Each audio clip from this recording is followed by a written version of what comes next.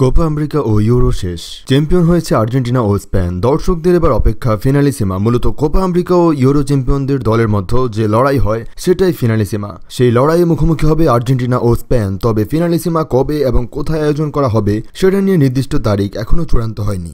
ধারণা করা হচ্ছে 2025 সালের মাঝামাঝি সময়ে এই ফিনালিসিমা অনুষ্ঠিত হবে।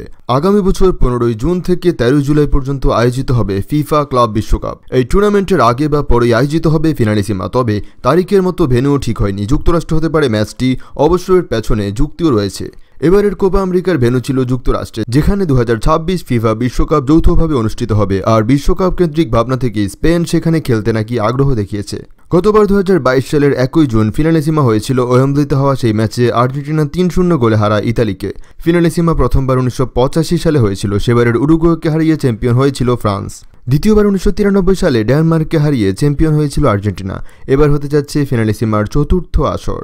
আপনার কি মনে হয় এবার কে জিততে পারে, স্পেন নাকি আর্জেন্টিনা? অবশ্যই কমেন্ট বক্সে জানাবেন। Take care, stay well, follow করে সাথেই থাকবেন এবং চ্যানেলটি সাবস্ক্রাইব করে রাখবেন।